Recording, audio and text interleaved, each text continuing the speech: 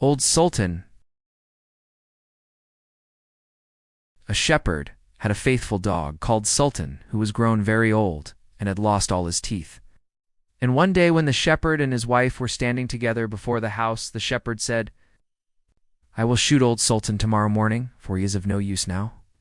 But his wife said, "Pray let the poor faithful creature live. He has served us well a great many years, and we ought to give him a livelihood for the rest of his days." "But what can we do with him?" said the shepherd. "He has not a tooth in his head, and the thieves don't care for him at all. To be sure he has served us, but then he did it to earn his livelihood.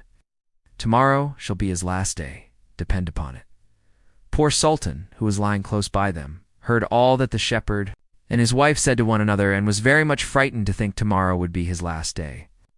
So in the evening he went to his good friend the wolf, who lived in the wood, and told him all his sorrows, and how his master meant to kill him in the morning. "Oh, make yourself easy," said the wolf. "I will give you some good advice. Your master, you know, goes out every morning very early with his wife into the field, and they take their little child with them, and lay it down behind the hedge in the shade while they are at work. Now do you lie down close by the child and pretend to be watching it, and I will come out of the wood and run away with it. You must run after me as fast as you can, and I will let it drop. Then you may carry it back, and they will think you have saved their child, and will be so thankful to you that they will take care of you as long as you live." The dog liked this plan very well, and accordingly so it was managed. The wolf ran with the child a little way. The shepherd and his wife screamed out, but Sultan soon overtook him, and carried the poor little thing back to his master and mistress. Then the shepherd patted him on the head and said, "Old Sultan has saved our child from the wolf, and therefore he shall live and be well taken care of, and have plenty to eat. Wife, go home and give him a good dinner, and let him have my old cushion to sleep on as long as he lives."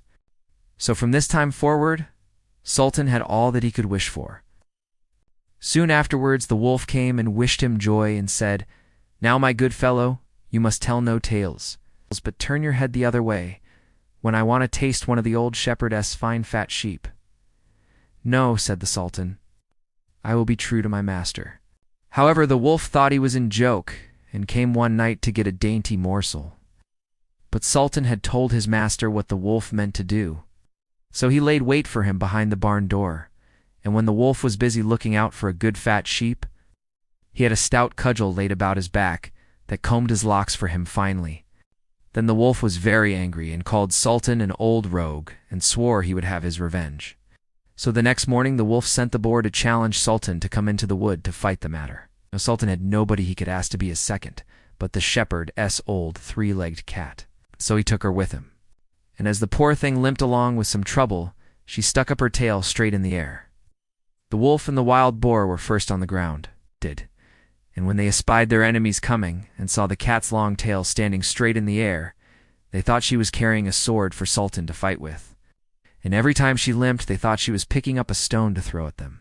So they said they should not like this way of fighting, and the boar lay down behind a bush, and the wolf jumped up into a tree. Sultan and the cat soon came up, and looked about and wondered that no one was there. The boar, however, had not quite hidden himself, for his ears stuck out of the bush.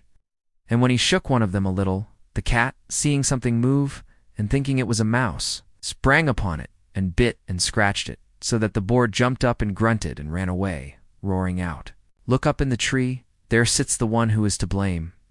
So they looked up, and espied the wolf sitting amongst the branches.